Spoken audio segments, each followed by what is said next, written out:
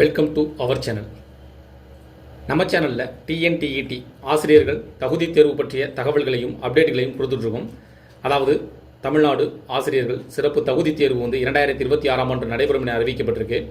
அதன் அடிப்படையில் ஒவ்வொரு தினமும் ஆசிரியர்கள் சிறப்பு தகுதி தேர்வுக்கு யாரெல்லாம் தகுதி உடையவர்கள் யாரெல்லாம் விண்ணப்பிக்கலாம், அந்த விண்ணப்பிக்கக்கூடிய செய்ய என்னென்ன டாக்குமெண்ட் சப்மிட் பண்ண வேண்டும், அதேபோல் அவர்களை பின்பற்ற வேண்டிய வழிமுறைகள் என்ன, குறிப்பாக ஆசிரியர்களுக்கு மட்டும் இந்த சிறப்பு தேர்வு நடைபெறுகிறதா அல்லது அவர்கள் கோரிக்கையை நிறைவேற்றும் வகையில் அனைவருக்கும் இந்த தேர்வு நடைபெறும் வகையில் மாற்றங்கள் எதுவும் அறிவிக்கப்பட்டுள்ளதா, குறிப்பாக பாஸ் மதிப்பெண்கள் மாற்றங்கள் எதுவும் செய்யப்படுகிறது என்பது தகவல்களை தொடர்ந்து கொடுத்துட்ருக்கோம். இன்றைய தினம் 2026 ஆண்டு மார்ச் மாதம் 26ஆம் தேதி சற்று முன் டிஎன்டிஇடி பேப்பர் 1 சிறப்பு தேர்வு எழுதக்கூடிய ஆசிரியர்களுக்கு 9 முக்கிய அறிவிப்பு வெளியிடப்பட்டிருக்கு.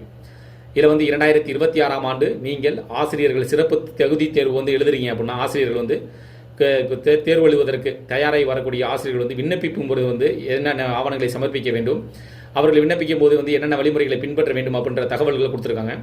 இவற்றை தெரிந்து கொள்ள வேண்டியது மிகவும் அவசியம். குறிப்பாக 2026ஆம் ஆண்டு நடைபெறுகின்ற சிறப்பு டெட் தேர்வில் ஆசிரியர்கள் பேப்பர் 1 எழுதக்கூடிய ஆசிரியர்கள் என்னென்ன செய்ய வேண்டும் அப்படின்றத கண்டிப்பாக தெரிந்து கொள்ள வேண்டும்.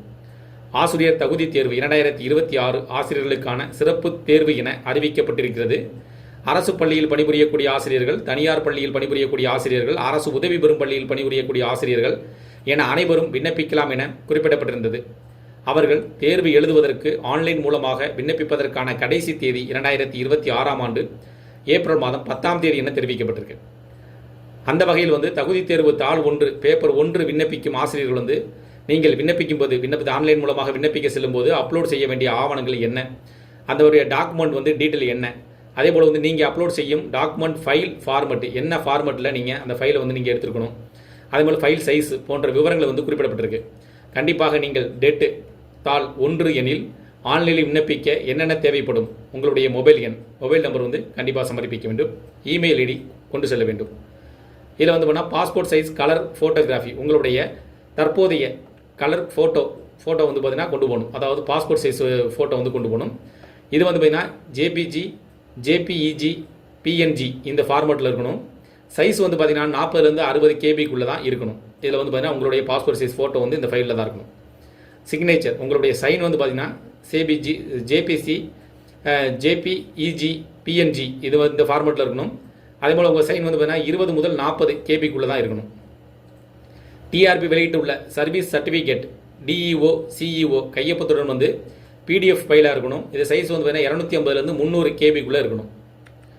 அதே மாதிரி கம்யூனிட்டி சர்டிஃபிகேட் பிடிஎஃப் ஃபைலாக இருக்கணும், 250லேருந்து 300 கேபிக்குள்ளே வச்சுருக்கணும். SSLC mark sheet PDF file 250லேருந்து 300 கேபிக்குள்ளே இருக்கணும். HSC mark sheet PDF file 250லேருந்து 300 கேபிக்குள்ளே இருக்கணும். அதே மாதிரி டிடிஇடி, டிஎல்எட்டு டிப்ளமோ சர்டிஃபிகேட் இருக்குது அப்படின்னா அதனுடைய ஃபார்மெட்டு பிடிஎஃப் ஃபார்மெட்டில் 250லேருந்து 300 கேபிக்குள்ளே இருக்கணும்.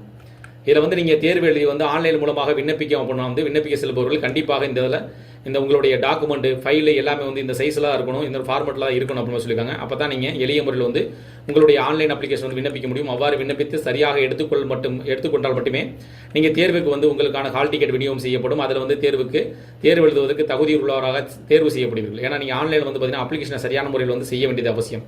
அதனால் பேப்பர் 1 எழுதுறவங்க இந்த அனைத்து விவரங்களையும் கண்டிப்பாக தெரிந்திருக்க வேண்டும். இந்த தகவல் உங்களுக்கு பயனுள்ளதாக இருந்துச்சு அந்த வீடியோக்கு லைக் பண்ணுங்கள். மீண்டும் இதே உள்ள பயனுள்ள தகவலை சந்திக்கலாம். நன்றி.